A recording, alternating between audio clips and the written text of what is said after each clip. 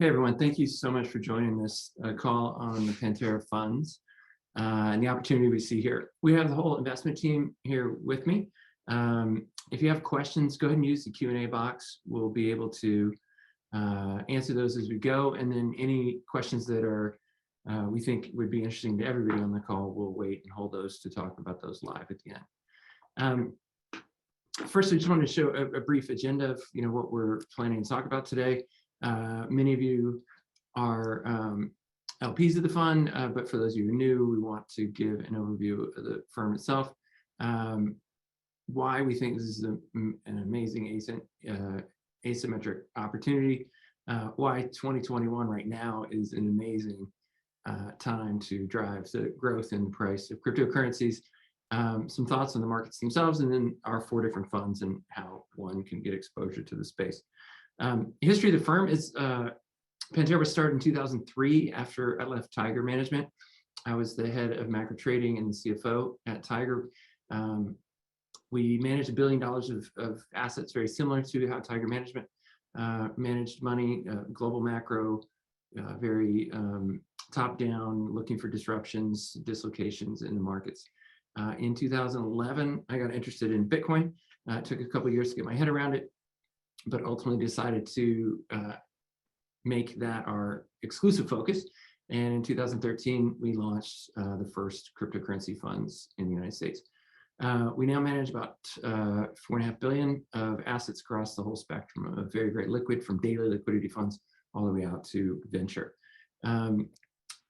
We have 4 main strategies that we'll go over later. It's got us invested in 80 different venture companies, 65 different early stage tokens. And one of the best examples of why one should have some exposure to blockchain in the portfolio is that even through all these crazy cycles, we just had a 55% bear market, now we're having a rally again. We've invested 8 different funds over the years. Some we did right at the tops of bubbles, and some we started, like our Bitcoin fund was the lowest print of the last 9 years, the day we chose to launch it. But averaging all that out, it's still a triple-digit IRR, and that's, in my opinion, the best kind of motivation on why one should have some exposure to this space. The fact that we did launch the first of each of these types of funds is kind of a historical legacy of why we have 4 separate funds.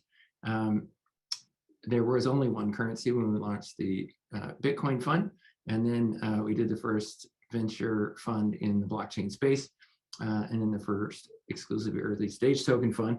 And with that, we ended up with 4 different funds that do completely different things. And that's great for LPs that want very specific exposure, just early stage tokens or just venture, or want very specific liquidity. Obviously, venture funds are locked up for 10 years, but our hedge funds are quarterly liquidity, and our Bitcoin fund is daily. We've now launched a 5th fund, which is essentially a wrapper that takes into account all of those assets in one fund. So we're still doing the same thing we've been doing for 8 years. We're trading the same assets, cryptocurrency tokens, and investing in venture of blockchain-oriented companies. But instead of them being siloed into the 4 separate funds, each of which is mutually exclusive assets, with the exception of Bitcoin, can only go in one of our existing funds. The blockchain fund gives investors the ability to allocate across the entire spectrum, and it gives us the flexibility to essentially flow with the pendulum of value. Sometimes tokens are really expensive relative to venture, and just recently is a great example of when they're really cheap. Tokens reset down 55%. It allowed us to buy tokens at a very cheap price, and tokens are now rallying back, catching back up to venture. And at some point, I'm sure tokens will be very expensive relative to venture, and we'll sell our tokens and invest in venture. And with that, I want to hand it to our co-CIO, Joey Krug, to talk about his thoughts on why this is such an amazing opportunity. Thanks, Dan. So to start off, I wanted to just describe our high-level thesis. The way we think about the space is we think that cryptocurrency and blockchain tech is the beginnings of a new financial infrastructure, or a new sort of parallel financial system. Similar to what the internet did to information, we think this tech is going to do that to finance. And so if you look at the history of the technology, when Bitcoin came out, really what it enabled is it enabled people to send money, from point A to point B globally at very low fees, and it runs 24/7. So there's no downtime, and there's no bank holidays. And what Bitcoin solved from a technology standpoint is it solved what's called a double spend problem. In traditional money, people just call that counterfeiting. So it's how do you make sure somebody can't spend the same money twice? And Ethereum, though, is the next kind of evolution of this. So what Ethereum did is it took Bitcoin and it said, what if we add the ability to program the money itself? And so Ethereum invented this concept of smart contracts, where you have basically computer programs that allow you to programmatically control various financial transactions. And if you think of anything in finance, any sort of financial contract or agreement you enter into is basically, English that's glorified code that controls what happens to the money. In a swap agreement, it may say that you pay someone the delta between two interest rates. In a future, it might say that you agree to basically deliver the asset at some date in the future. And you have all these sorts of agreements that can be codified.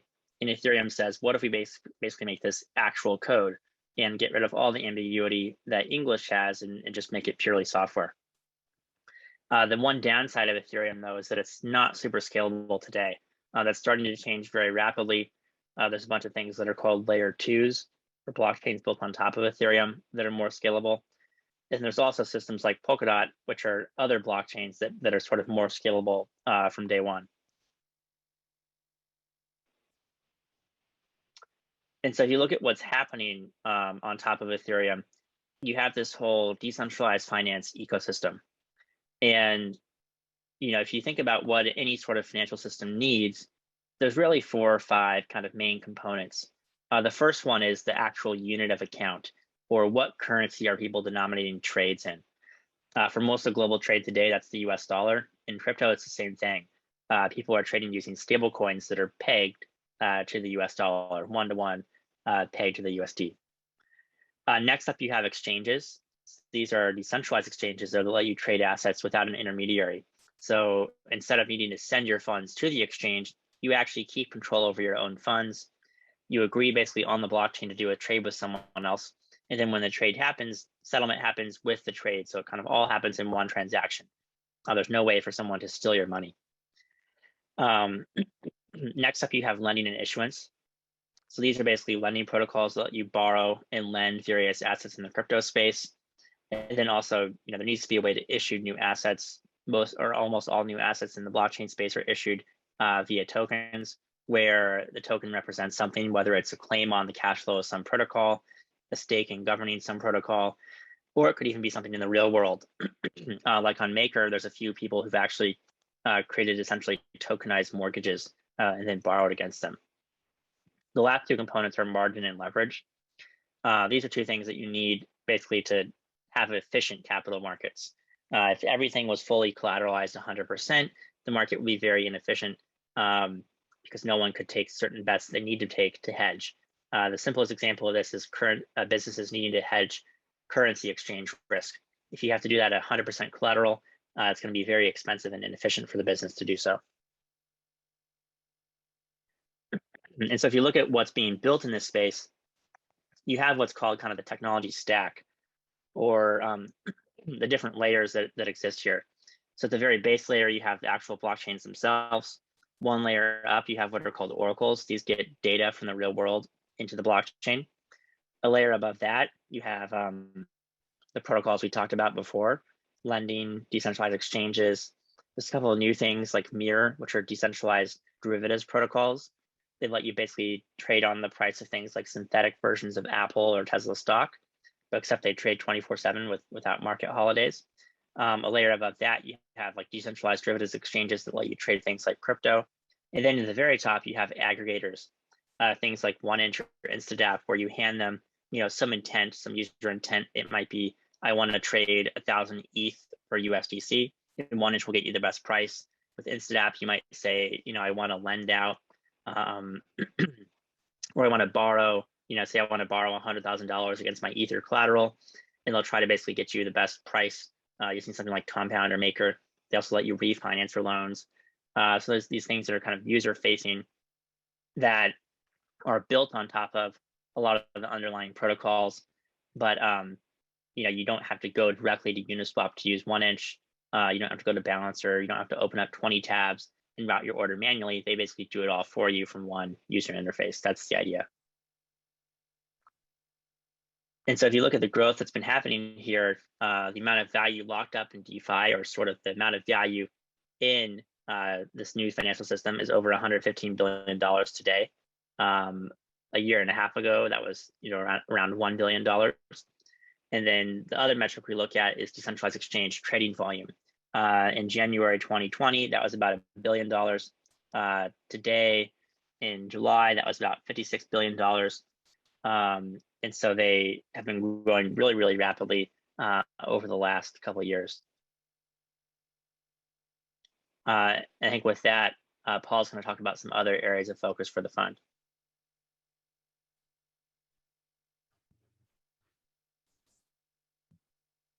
Thanks, Joey. So in terms of other areas of focus, these are some of the categories that we've made investments in, and some of these categories are going to still continue even through this next blockchain fund. So in terms of infrastructure or developer tools, we've invested into a company called Alchemy. Alchemy is the leading developer platform for all of blockchain. We led the Series A, and they recently raised a Series B from Code 2 and Addition Capital. But basically, Alchemy makes it very easy for you to run nodes, to communicate and query data from the blockchain. In addition to that, they're focused on creating more developer tools, similar to what happened with the mobile app ecosystem, where now it's very easy for you to create mobile apps on iOS or Android. Alchemy is doing the same thing for blockchain. And in addition to that, they are moving fairly quickly across different types of blockchain infrastructures, whether it's layer 2 solutions or layer 1 solutions. So we really do think that Alchemy provides the easiest way for any developer to get building on blockchain technologies, and really just kind of takes the complexity and the costs of running some of that infrastructure themselves. On the payment side of things, we invested and led the seed round of Veeam. Veeam is the leading business-to-business payments company using cryptocurrencies underneath. So think of them as Venmo for business payments, where all you need is a phone number or an email address, and the other recipient can get set up. And Veeam makes it very easy for you to move from local currency. They move it over to cryptocurrency, then back to local currency, almost instantaneous without any sort of slippage. And it makes payments faster and cheaper for small and medium businesses, which is a $50 billion market. And it's kind of the segment that gets the lowest customer service and lowest pricing leverage, because of where they fit in terms of the payment stack. So Veeam makes it much more efficient. And in addition to Veeam, we're starting to see a lot more companies in the payments realm, usually using some sort of stable coin, maybe something like USDC, and using that for FX across borders. Another company that we invested into is called Bitso in the exchange space. We've actually done quite a few investments in exchanges and brokerages all around the world. Bitso is the leading exchange and brokerage in Latin America. They've been dominating Mexico and Argentina, and are now recently moving very heavily into Brazil. They have over 2 million users and are doing quite a bit of volume, not only from exchange and brokerage, but also from remittances. So they do about 7 to 9% of the remittances between US and Mexico using their rails and their product. We invested into the C+ and Series A, and have continued to follow along even until this most recent round, which is a Series C, in which Tiger Global led, and it was at a $2.2 billion valuation. On the enterprise side of things, one company that we invested into and led their seed round is called Off-Chain Labs. So Off-Chain Labs is providing a layer 2 solution to help scale decentralized applications on top of Ethereum. But in addition to that, they are focusing on other enterprise solutions and helping bring scalability and privacy to large enterprises that want to use blockchain. Most recently, though, they've made quite a bit of news by onboarding Reddit as one of their customers. And Reddit is issuing a reward system based on Ethereum, and Off-Chain Labs is helping with their scalability. On the consumer side of things, this is a trend that I think is going to be even larger and larger. And this is a trend that's actually going to bring mainstream into cryptocurrencies, probably faster than any of the other categories. Maker's Place is a great example where, we recently co-led the Series A with Bessemer into what we think is the premier market for premium NFTs. I call them the Coinbase for NFTs, but it makes it very easy for anyone mainstream to get set up. You have your self-hosted wallet. You can use any sort of credit or debit card, and the experience is just what you would expect from Web 2.0, except you can actually see the characteristics of Web 3.0, or being able to actually see these digital arts actually be put onto the blockchain and show its authenticity. So we really think that digital art and using the blockchain for authenticity, for ownership, and for transfer, especially for secondary sales, is very, very powerful. It can bring a new revenue stream and residual revenue stream for different creators. So they partnered with very top influencers and artists such as Patrick Mahomes, quarterback of the Kansas City Chiefs. And I think that there's going to be a growing trend of different types of NFTs, and NFTs within maybe platforms like Audius, or maybe even ticketing platforms. When you go to a stadium and you buy a ticket, NFTs are going to be everywhere, and we think that this is going to be a great start to getting more people involved. And the last category that I'll talk about is the financial category, or around sort of financial infrastructure to help both funds and institutions add exposure to the space. So Staked is the leading staking provider for the entire industry. They help provide infrastructure for proof of stake protocols like Ethereum, but there's a bunch of other ones like Solana, Polkadot, etc. And think of them as a yield API. And this could be relevant for not only institutions and funds, but also developers. So we led the seed round, and really excited that they're partnering with most folks in the ecosystem. But in terms of the financial space, we can see other sorts of companies that provide sort of prime brokerage, or maybe even automated yield within the industry, and those also fall within this category. In terms of non-Bitcoin Ethereum market share, I think this is exciting because there are other strategies out there that put most of the liquid portion of their assets into just Bitcoin and Ethereum. For us, we see a lot more upside in non-Bitcoin, not Ethereum assets in the short and medium term. And that's the strategy that we have for our liquid token fund. What do these assets sort of look like? I mean, in 2017, 2018, we made quite a few investments in what we consider layer one protocols, infrastructure around scalability, infrastructure around things like file storage.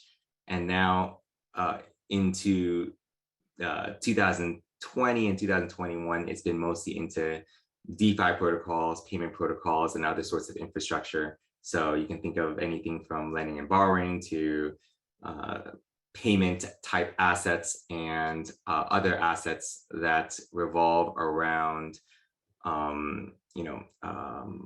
staking, etc. So I'm going to send it over to Dan for the macro perspective. Thanks, Paul. So we've been really bullish on blockchain for 8 years. The technology is being built out, like Joey and Paul said, at a really amazing pace, but a somewhat consistent pace. Why are we so bullish right now? And it's the response to the virus. The amount of money that's being printed is literally off the charts. In June last year, the US started printing more money in a month than they did in the first 200 years of the country's existence. And if you think about it, Bitcoin was invented because Satoshi was really pissed at the bailouts in the 2008 financial crisis. which are absolutely trivial compared to what we have going on now. In the Genesis block of Bitcoin, there's a quote from the Times of London complaining about the Chancellor of the United Kingdom bailing out another bank for 50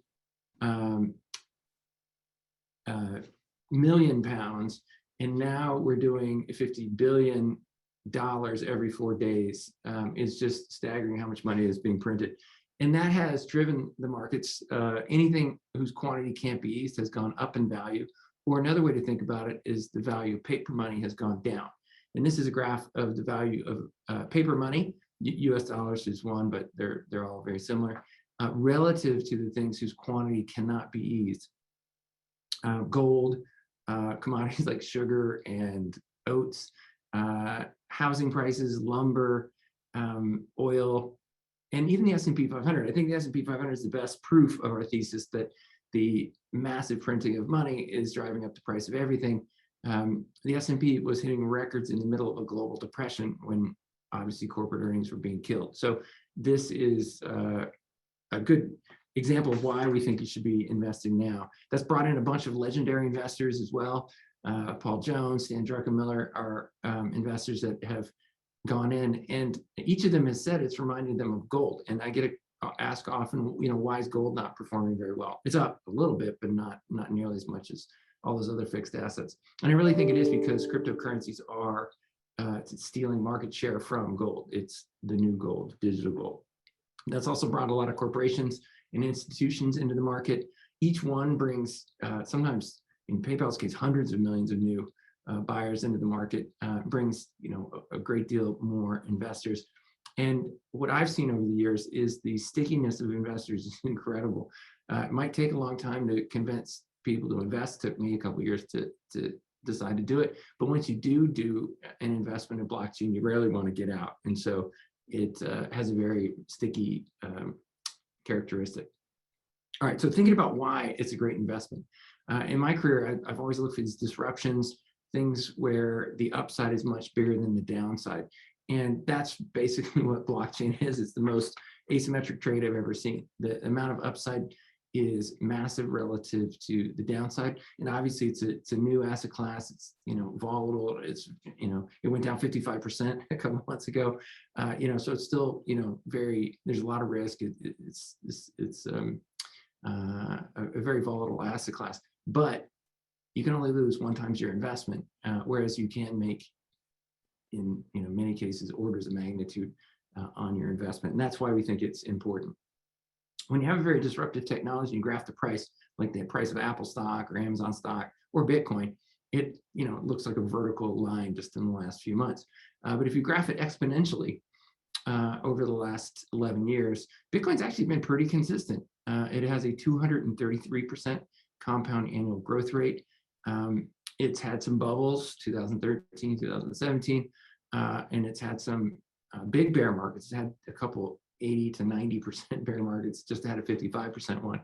But when you zoom out, especially if you zoom out for more than a few years, the price of Bitcoin is always going up and has averaged more than tripling every year for 11 years. That is a long time. The other reason it's relevant for one's portfolio is portfolio theory has been so successful, everybody basically owns the same portfolio. It used to be that commodities really uncorrelated with everything, and then emerging markets used to be uncorrelated with everything.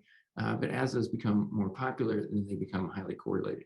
And this is a matrix of the correlations of major asset classes. As you can see in the gray boxes, most are very, very highly correlated. They're essentially the same type of investment.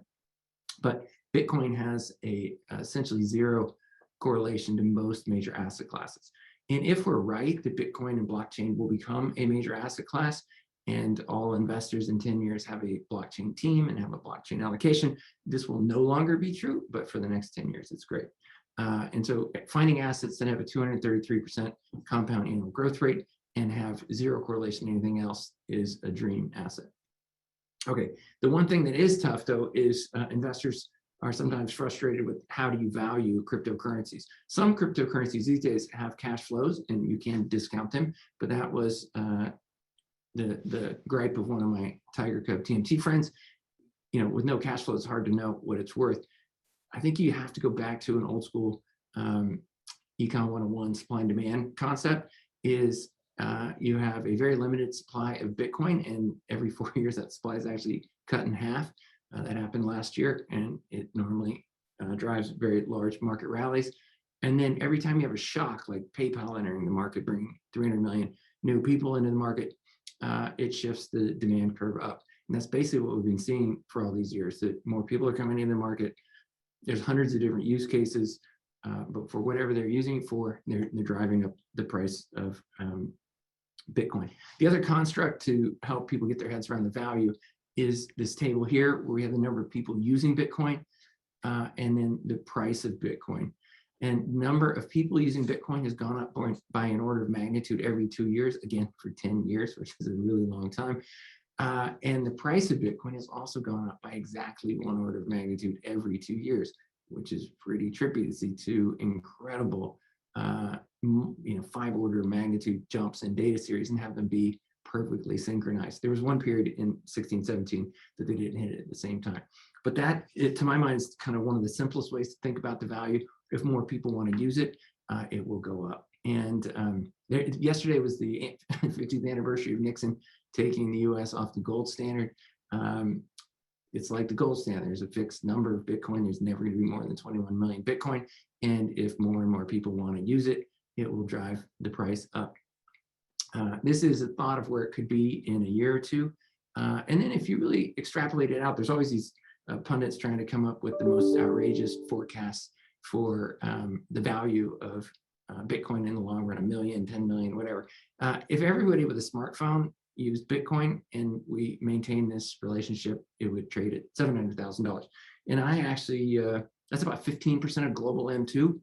To me, that's sounds reasonable. Could happen, down the track. Okay, so the last little bit on why Bitcoin is relevant in portfolios. You often hear the argument that it's too volatile. And I did say it's highly volatile, just like Amazon stock, and Apple's trading at 50 cents right after the .com crash. So there, disruptive things are volatile. It's just the nature of young disruptive technologies. If you take a look at the price of Bitcoin, though, even though it's had 4 bear markets that average 83%, it normally ends up, even after the bear market, higher than it started. And so there's only been 1 calendar year that Bitcoin went down. And here's just a quick assessment of where we are right now. We actually have had a wild ride. The week in May was the most volatile week in the history of Bitcoin. The market had a 21% range in just 1 week, and it had a 55% peak to trough drawdown. The markets are back to getting going again. Bitcoin's up 60% year to date. So what drove it? There was a Chinese ban, and originally I was pretty skeptical because there have been 3 Chinese bans in my career so far on Bitcoin in 2013 and 17. But we did some really cool analysis that's in our latest investor letter that does a polynomial regression on the difficulty factor, or the kind of energy consumption of Bitcoin versus the price. It's been 80% R squared, so it's incredibly explanatory. And it did break down right when the Chinese announced their ban. And that gold area there is the amount of capacity that was essentially shut in by China that was not predicted by the price move. Obviously, some of it is based on the price. So that's about 25% of the total global capacity in Bitcoin.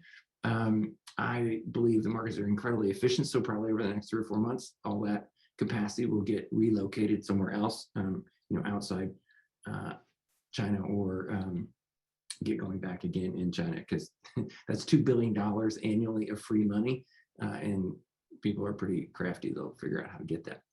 The other reason Bitcoin went down last month is, or 2, 3, 4 months ago, is some high profile people talking about the potentially negative ESG components of crypto. The whole subject of our last investor letter is to kind of debunk a lot of those myths.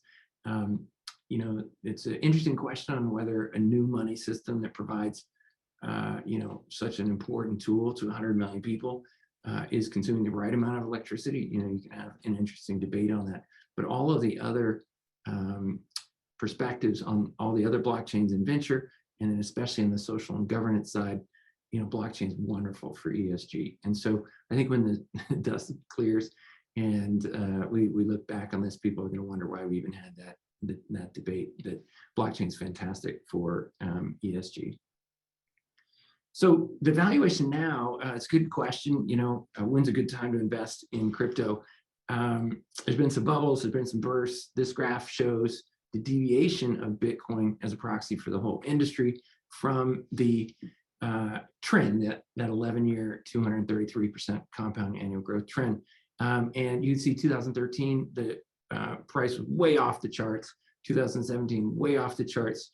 Earlier this year, got a little bit above trend, but not really very much. And then it's come back off. And so it's at 32% below its long-term trend. And that's actually one of the cheaper places it's ever been. So, people should look at crypto as a 10-year venture style investment and not try and over trade it. But today is definitely not a bad time to enter the markets. And then, one observation that we'd like to share from having helped investors get exposure to the space for 8 years is human nature is massively pro-cyclical, and I do it myself when the markets are at their highs. And we're going to go ahead and resume without the slides, but until we can get them back up. But we'll make sure to send them out as an email as well after, so you can read the slides later for the slides that we didn't have them visible. But the next part of the presentation we're going to talk about some of our hedge funds and the performance of them. So we have 3 main hedge funds at the firm. The first one is our Bitcoin fund, which launched in 2013. It has daily liquidity. It's just an index, basically wrapper around Bitcoin. The other 2 funds, though, are actively managed hedge funds. Both of them have quarterly liquidity models. The early stage fund has a 1-year notice, though. And we basically bifurcate them into 2 categories. One is early stage token investments, and then one is what we call liquid token investments. And on the early stage side, we're investing in early stage blockchain protocols, basically following something very similar to a venture fund model. So investing really early in DeFi protocols before the protocols actually launch. That's sort of the first thing that we're doing. And the liquid token fund is managing the publicly traded assets, things that exist after they're already in the public markets. And so the way to think about the difference between the 2 is the early stage one, it's a bit higher risk, higher reward. And in exchange for that, you have basically higher potential upside because you're investing much earlier in a project's life cycle. And the liquid token fund is investing in projects that are sort of much more mature, things like Uniswap, Maker, Compound, sort of DeFi blue chips, and then trading those around. We have an active risk management overlay on top. We're basically continuing to monitor risk in the markets and doing various trades surrounding that, where we basically de-risk part of the portfolio, put risk back on. And we also do trades around things like Bitcoin and ETH dominance, when we think ETH is over or undervalued versus Bitcoin. And so if we go to the next slide, we kind of have an overview of performance of our funds. So starting on the venture side of the firm, our fund 1 was 7.0x, so 7x. Our fund 2 is a 4.7x, and our fund 3 is a 6.4x. Internally, we think there's actually more upside in fund 3, still yet to come, because the fund is relatively new. It was raised in 2018 and just finished getting deployed recently. So it's a very young fund, and it's already at a 6.4x multiple. On the token side of things, I think the simplest way to frame things is in their compound annual growth rate since inception. So our early stage token fund, its compound annual growth rate since the beginning is 86% annualized. Our liquid token fund is about 52% annualized. And our Bitcoin fund is about 121% annualized. We also have the life-to-date returns on the slide. And then with that, I think if Dan is back, I'm going to turn it over to him to talk about the new blockchain fund. Yeah, hey Joey, thanks so much for bailing me out there with the little Wi-Fi issue. All right, so the blockchain fund, as I said, is our kind of first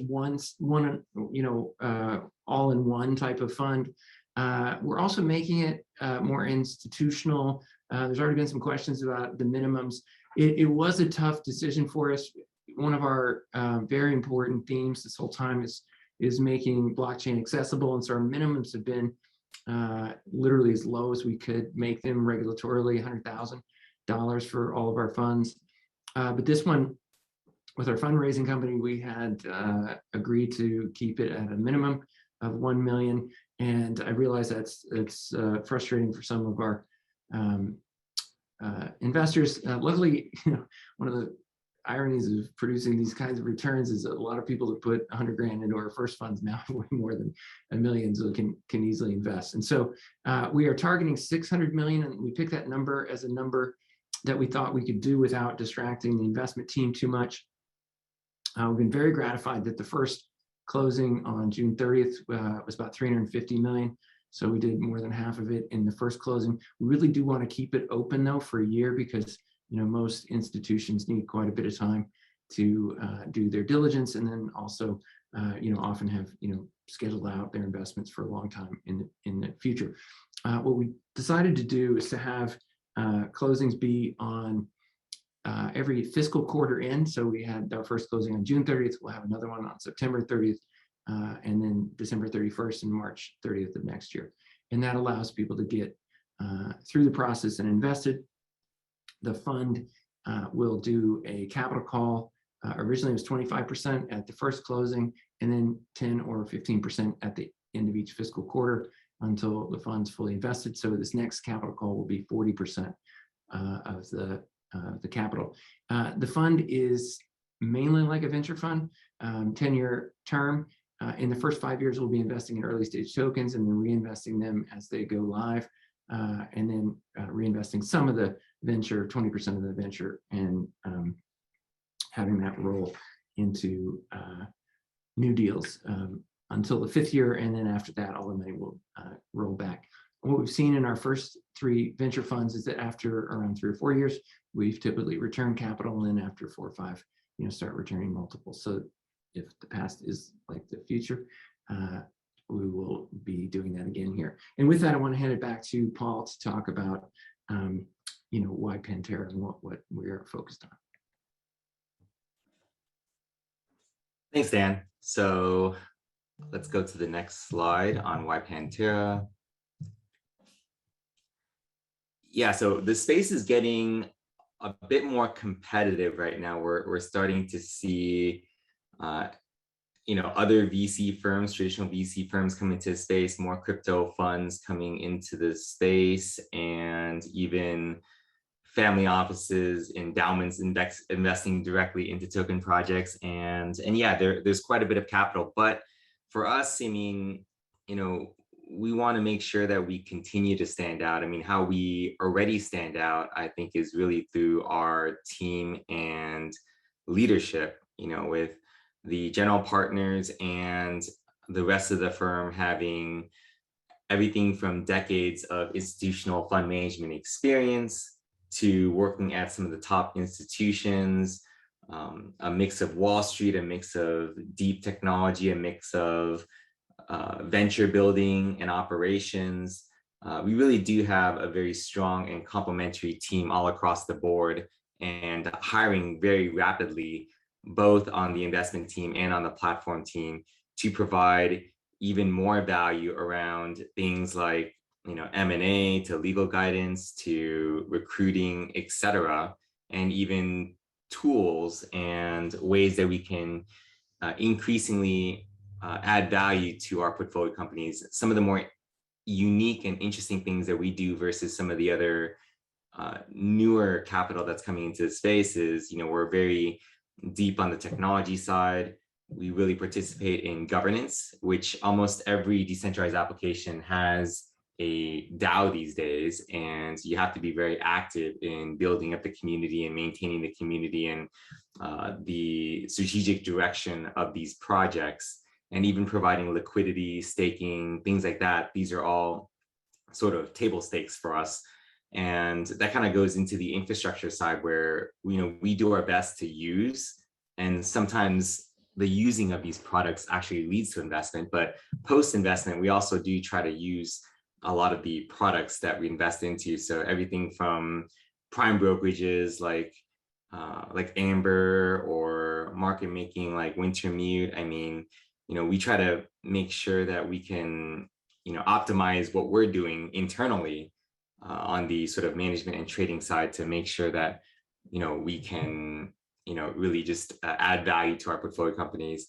And I think the last thing would be just our network. Being in the space for so long, we can really just connect a lot of the new companies to our portfolio companies, and newer companies to basically other people within the ecosystem that can be helpful.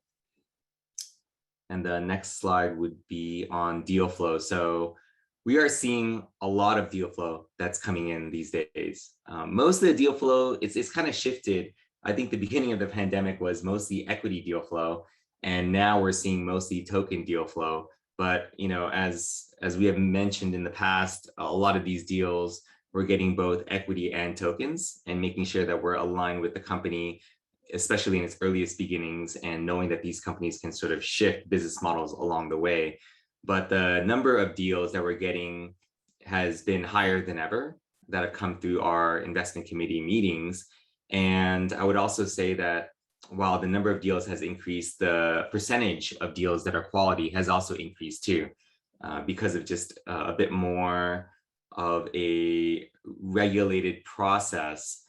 We're starting to see sort of a filter of scammy deals that we would see in 2017, 2018 not show up as much. And especially with DeFi being a bit more sort of complicated and sophisticated, we're just seeing so many high quality entrepreneurs enter this space. And we're actually hearing that from traditional VCs that are letting us know that the top talent from their network and portfolio set are all thinking about getting and starting new crypto companies or adding cryptocurrencies to their existing companies. That's actually been a pretty large trend, where we're starting to see a lot of traditional fintech companies think about how they can add a token and decentralize their network, which I think bodes well for us from a sort of deal perspective. So it's really exciting right now in terms of deal flow.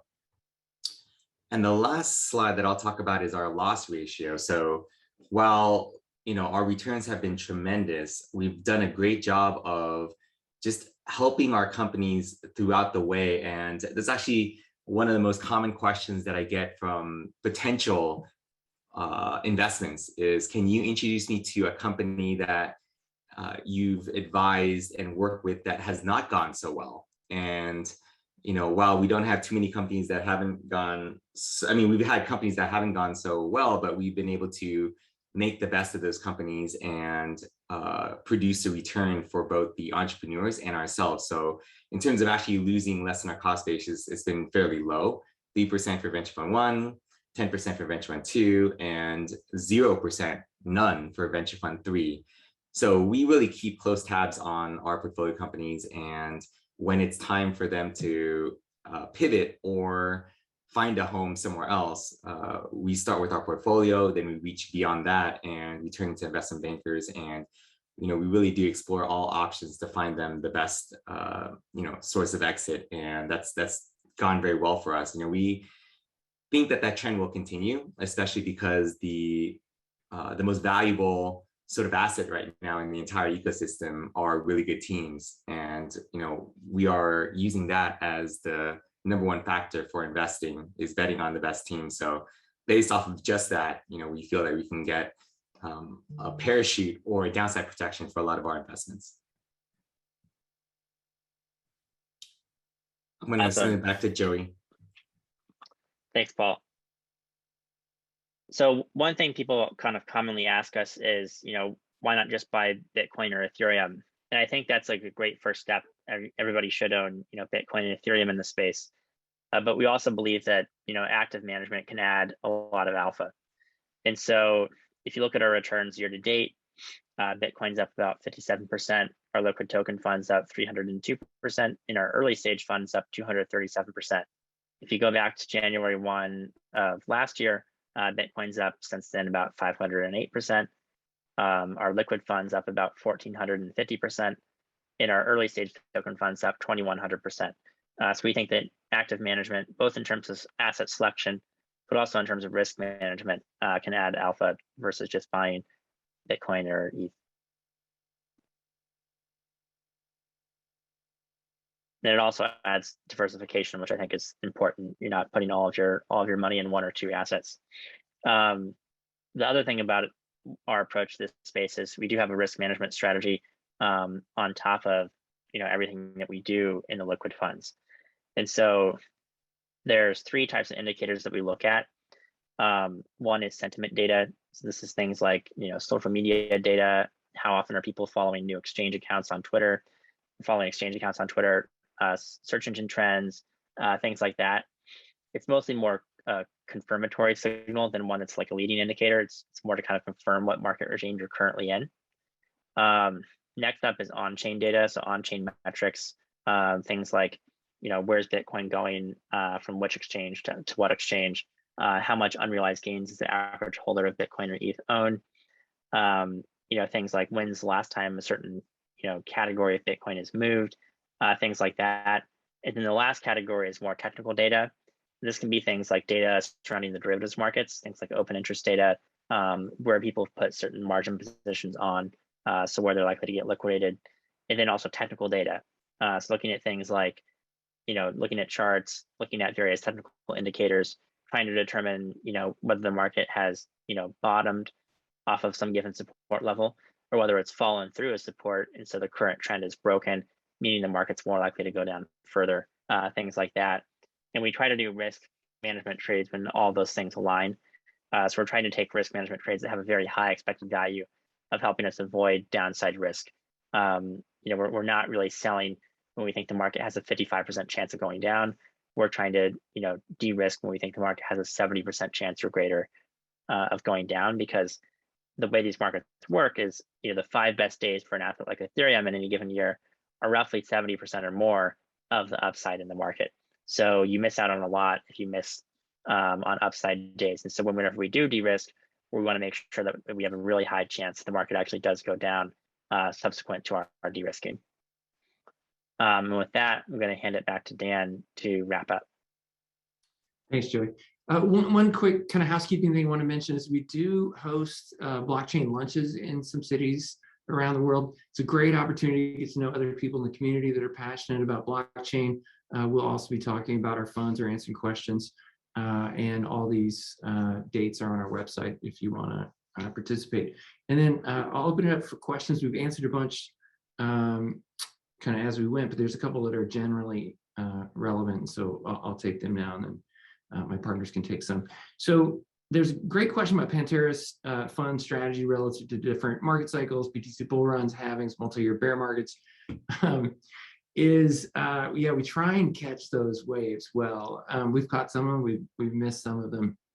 We've been very passionate that the halving would have a very big impact. We made that prediction last April that it would drive the markets up a great deal. The markets were at 8,000 when we said that. They're now at around 45,000. I think the halvings are really important. There's another thing I mentioned that's so in our funds, as Joey mentioned, we've added a lot of alpha by taking risk down before some big drawdowns and by taking it back up right before the markets get going. We'll continue to try and do that. We'll continue to try and be in the markets at the right time. But as Joey said, it's more trying to avoid a couple of big steep downdrafts, but mainly being invested. The advantage of this new blockchain fund gives us is it allows us to really move from one side of the liquidity spectrum to the other. So when the markets are, when tokens are really cheap, like it is recently, we can go into tokens themselves, which we did right the day we launched the fund on June 30th. We were able to buy tokens at very cheap prices, and as the markets get rich, we'll be able to sell those back out. So we do think the markets do go in cycles. There's now common wisdom that it has to be exactly 4.0 years, which is what it's been the last 8 years. Maybe that might not persist forever, but we agree. And then on the multi-year bear markets, we do try and avoid the downdrafts and not catch the full brunt of it. But we're very bullish right now. We think the markets, will go up, and anyone that's held Bitcoin for 3.25 years has always made money. So, we certainly, even though there's a possibility today is the beginning of a 5-year bear market, I don't know if we want to get flat. And then we're talking about another question about mentioning VTC's correlation with other assets, and how confident are we that it'll persist if the traditional markets, drop 20 to 40%. And the kind of asterisk to that correlation matrix I showed before is that in the 5 big S&P downdrafts since Bitcoin began trading, it has been highly correlated, but it's only been highly correlated for 71 days. And then that correlation breaks down.